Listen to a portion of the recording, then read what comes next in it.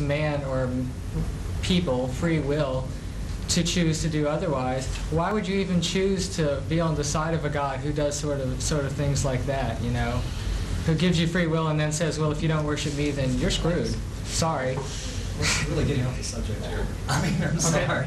We're really getting off the subject. Yeah, that would be a little different. Was there a creator at all? This might be a bigger view of there had to be a creator of some kind. Now, who was he and what's he like? What are his attributes? What's his personality like? That's kind of a different subject. But is there a creator? You know, and then if there's a creator, was it Buddha or Allah or Jehovah or, you know, this is where theologians differ by the thousands, you know.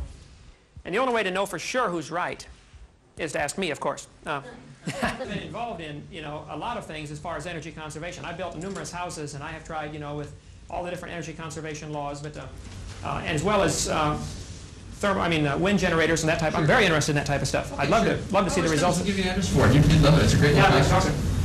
Yes, sir. I have a question going back to the dinosaurs. Okay. Do you think that the dinosaurs that survived past the flood were just survivors that did not go, or were there dinosaurs that were, smaller ones, of course, that were on the ark, or were they all just survivors in the water, like plesiosaur or the brontosaurs or so? Okay. Were there dinosaurs on the ark? I would say there had to be dinosaurs on the ark, those that needed to be. The Bible is very plain. Noah brought air-breathing, land-dwelling animals. He did not need to bring fish on the ark or whales. We have classified whale as a mammal. Well, our classification system dates back a couple hundred years. The Bible classification system may be different, where if it lives in the water, it's a fish, be it whale, dolphin, you know, or barracuda. So we cannot take today's classification system and fault the Bible, because a whale may have been considered a fish in biblical terminology, which was long before Carolus Linnaeus came along. But the air-breathing, land-dwelling dinosaurs, we assume Brachiosaurus would have been land-dwelling, though some say, no, they lived in water because they were too heavy to support their weight. I don't know. But Noah, being 600 years old when this boat was built, would have been smart enough to figure out to bring 2 babies on the ark. Just be sure to get a pink one and a blue one. All right? The reason for bringing babies would be numerous. For one thing, there's only about 40 different kinds of dinosaurs. There are 800 different varieties in the textbooks. You know, there's a brachiosaur, the apatosaur, the cetosaur. But if you look at a cetosaurus and an apatosaurus, you're going to say that's the same kind of dinosaur. It's like there are 250 varieties of dogs, but Noah only had to have 2 of the dog kind on the ark. There may be 800 names of dinosaurs out there for these kids to try to learn, but there's only 30 or 40 basic kinds. And if you limit it to babies, no problem, or young ones. After this flood, the climate was different. The water-dwelling dinosaurs, of course, many of those would have been destroyed. In catastrophic conditions, fish get killed in the water. You know, an earthquake underwater can kill fish in the water. Thermal shock or just the shock of the tectonic plates moving. But some would survive. You know, because there's a catastrophe, a worldwide catastrophe, doesn't mean it's simultaneously catastrophic. There may be, you know, earthquake here, and 6 months later, earthquake here. You know, tranquil seas would be someplace. We would have tranquility in the midst of the chaos. Okay, so Noah happened to be in those spots with his ark floating. As part of your theory, did you say that there have been no new species created since the creation? No, I would say there have been no new kinds created. As far as species, the Great Dane, or the Chihuahua, is probably a phenomena of the last 500 years. They probably did not have any Chihuahuas 500 years ago. But is a Chihuahua a new species? Well, it's kind of a subspecies. We call them all dogs the same species. Yeah, but I mean new species like the frog, for example. Right. There's a whole bunch of varieties of frogs. I don't know how many different varieties, but that's where I would be very cautious to stick with the word kind, not species. By species, we define it as interbreeding. Yeah. So there's I don't know that I would even go. There's nothing new since creation. I would not go with that definition. Nothing significantly new. Yeah, nothing significantly new. Interfertile may not be the divisional line between the kinds. You might be able to take a horse and a zebra and get them to interbreed. You may be able to get, some have argued that they've been able to get a cat and a dog. I've not seen any proof of that. That kind of stuff appears in Inquirer magazine from time to time, you know, that a dat or a cog is born. But they argue that you can get a lion and a tiger, a liger. I think that's been done and fairly well documented. But stand away and look at it. They're both the same kind of animal. You know, so many species have disappeared since then, but none have been created. So none have evolved since then. Many species have disappeared, and some complete kinds may have disappeared. Probably the Tyrannosaurus rex. I would say, within the first few thousand years, if you could kill a T-Rex, you would be a hero. They'd tell stories about you around the campfire. And the story gets blown out of proportion with the telling of it, and pretty soon he's got, you know, breathing fire and flying around and, you know, big as a mountain. But I think the basis of the story was in historical fact. They were killing off dinosaurs. The Bible doesn't mention dinosaurs. Oh, it does too.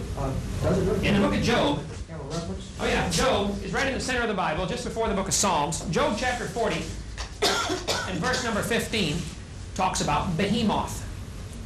It says Behemoth is the chief of the ways of God. The Hebrew word there is the biggest. That would, I think, probably be the Brachiosaurus. It says he moves his tail like a cedar tree.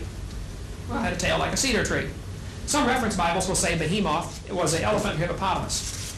You got to understand, in 1841, the bones were put together of the first reconstructed dinosaur. 1841. King James Version of the Bible was translated in 1611.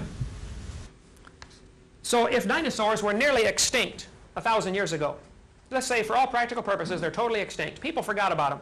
During the Dark Ages, the knowledge of dinosaurs and dragons was lost. First-hand knowledge. They're gone. They died out 500 years earlier. When they start putting the bones together in the 1800s, the people said, wow, when did this animal, where did this come from? So it was a golden opportunity to try to teach, well, maybe they lived millions of years ago. Actually, it was in the 1800s that the word prehistoric was invented. The word prehistoric will not be in a dictionary from the 1700s. Would you say dinosaurs were around during the time of the Roman Empire? I think they were, and I have some pictures on, I got 6, 7 carousels full of slides. Roman mosaics have been found showing dragons fighting, long-necked dinosaurs. Paintings found in caves in Africa, even scratchings in the walls of the Grand Canyon depict dinosaurs. Legends by the thousands, of course, persist of dinosaurs, or what I would consider dinosaur. They call them dragons normally, the typical designation of it. Many of the ancient ships' logbooks talk about dragons or sea monsters. Captain Peter McKay, HMS Daedalus, here's the whole account right here. He and his whole crew watched for 20 minutes as a sea monster swam under their boat. The sailors begged him. They said, Captain, don't write this in the logbook. We're just going to get laughed at, even though they all saw it. I mean, there are thousands of stories like that out there. And there are books up here in your library, you know, about Loch Ness Monster and Lake Champlain Monster. There have been 21 expeditions now to Africa. Largest swamp in the world is the Likawala Swamp in Africa, 55,000 square miles, which makes it bigger than the whole state of Florida. That swamp, Dr. Roy Mackle, University of Chicago, microbiology professor, he's been over there twice. He's going again this month or next month. His phone number and address is right here. Call him up. After his 2 trips in 1980 and 81, a movie was made called Baby, about the possibility of dinosaurs still living in the African swamp. Now, I'm not saying they're everywhere and they're running around Pensacola, but it's a big world. You get a swamp as big as Florida that's nearly uninhabited.